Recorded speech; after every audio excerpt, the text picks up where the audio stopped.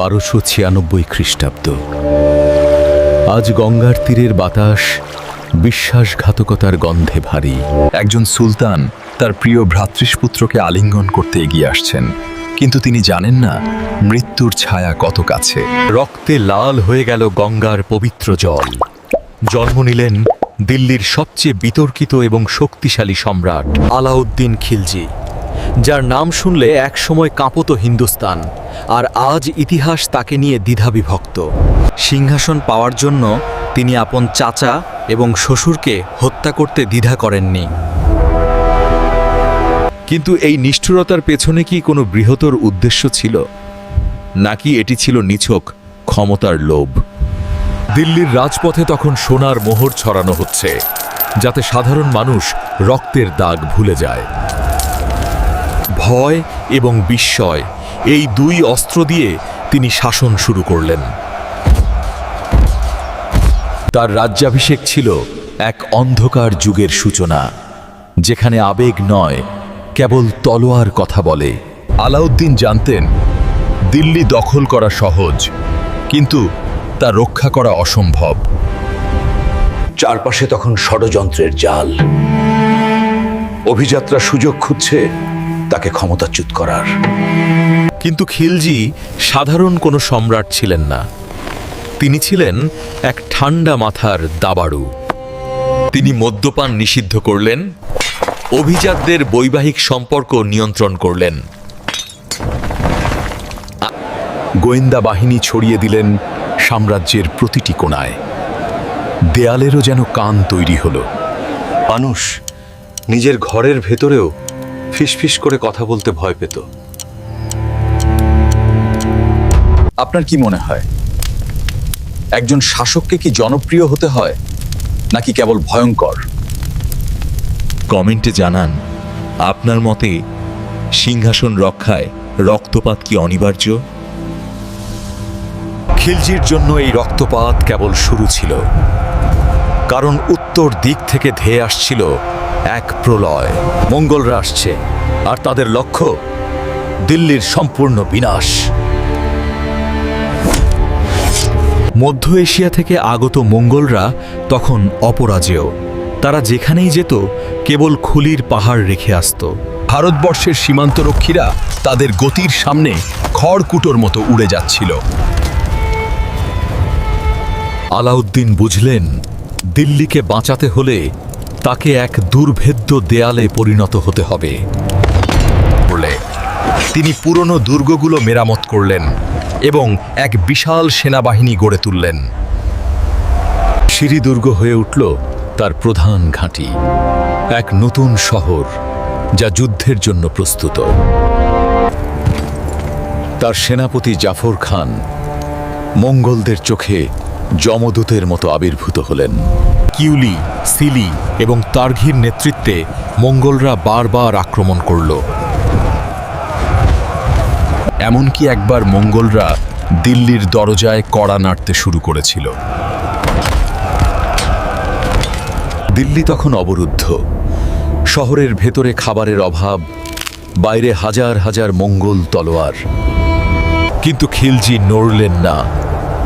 তার ধৈর্য ছিল পাথরের মতো অটল। অবশেষে মঙ্গলরা পিছু হটতে বাধ্য হল, কিন্তু খিলজি কেবল আত্মরক্ষায় বিশ্বাসী ছিলেন না। তিনি বন্দী মঙ্গলদের হাতির পায়ের নিচে পিষে মারার নির্দেশ দিলেন। হাজার হাজার মঙ্গল মুন্ডু দিয়ে দেয়াল তৈরি করা হলো দিল্লির তোরণে। এটি ছিল এক বার্তা, ভারতবর্ষের মাটি আর সহজলভ্য নয়।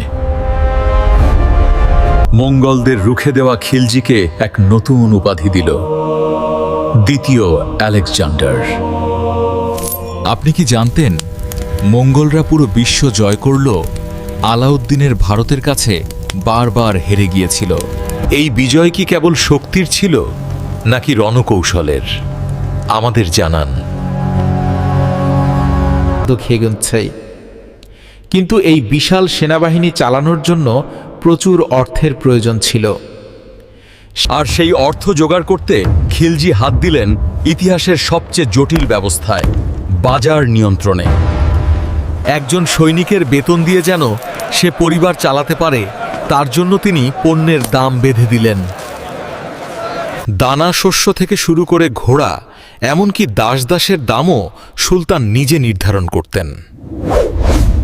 ব্যবসায়ীরা যদি ওজনে কম দিত, তবে তাদের শরীর থেকে সমপরিমাণ মাংস কেটে নেওয়া হতো। নিষ্ঠুর হয়তো, কিন্তু ইতিহাসে প্রথমবারের মতো দিল্লির বাজারে মুদ্রাস্ফীতি শূন্যে নেমে এলো। দুর্ভিক্ষের সময়ও দিল্লির গুদামে বছরের পর বছর খাওয়ার মতো শস্য মজুদ থাকত। মধ্যস্বত্বভোগীদের ক্ষমতা তিনি সমূলে বিনাশ করলেন। কৃষকদের সাথে শাসরি সম্রাটের যোগাযোগ স্থাপিত হল। But this order, it came at the cost of total terror. বাজারে গুপ্তচররা ছদ্মবেশে ঘুরে বেড়াত।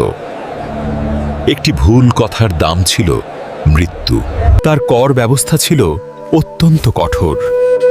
আয়ের অর্ধেক রাষ্ট্রকে দিতে হতো। তিনি চাইতেন না হিন্দুস্তানের মানুষের কাছে এত অর্থ থাকুক যাতে তারা বিদ্রোহ করতে পারে।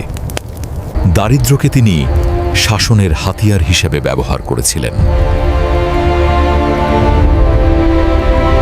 এর ফলে রাজ্যে শান্তি ফিরল, কিন্তু মানুষের মনের আনন্দ হারিয়ে গেল।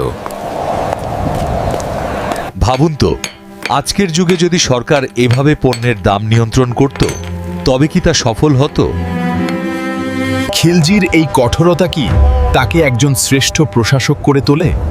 আপনার মতামত লিখুন। দিল্লি যখন নিয়ন্ত্রণে, খিলজির নজর তখন রাজস্থানের দুর্ভেদ্য দুর্গগুলোর দিকে, বিশেষ করে চিতোরগড়, যার গল্প আজও লোকগাথায় অম্লান। কিন্তু খিলজির উদ্দেশ্য কি কেবল নারী ছিল, নাকি সাম্রাজ্য বিস্তার? ইতিহাস এবং কবিতা যখন মিলেমিশে এক হয়ে যায়, তখন সত্য খুঁজে পাওয়া কঠিন। শুরু হলো মেওয়ারের রক্তক্ষয়ী অবরোধ। 1303 সাল, চিতোরগড়ের দুর্গের বাইরে খিলজির তাঁবু পড়েছে। রানা রতন সিংহের সামনে কঠিন পরীক্ষা। পদ্মাবত কাব্যগ্রন্থ বলে রানী পদ্মিনীকে পাওয়ার জন্য এই যুদ্ধ, কিন্তু ইতিহাস বলে ভিন্ন কথা। চিতোরগড় ছিল গুজরাট এবং মালব যাওয়ার বাণিজ্য পথের মূল চাবিকাঠি। মাসের পর মাস অবরোধ চলল। অবশেষে দুর্গের ভেতরে যখন রসদ ফুরিয়ে এলো, রাজপুত বীররা কেশরিয়া পালন করে আমৃত্যু যুদ্ধে ঝাঁপিয়ে পড়লেন। আর আগুনের কুণ্ডলিতে নিজেদের বিসর্জন দিলেন মহিলারা। শুরু হলো জৌহর। খিলজি দুর্গ জয় করলেন, কিন্তু রাজত্বের সম্মান জিততে পারলেন না। চিতোরগড়ের পতনের পর তিনি নজর দিলেন দক্ষিণ ভারতের দিকে। তার সবচেয়ে বিশ্বস্ত সেনাপতি মালিক কাফুরকে পাঠালেন বিন্ধ্যা পর্বত পার হয়ে।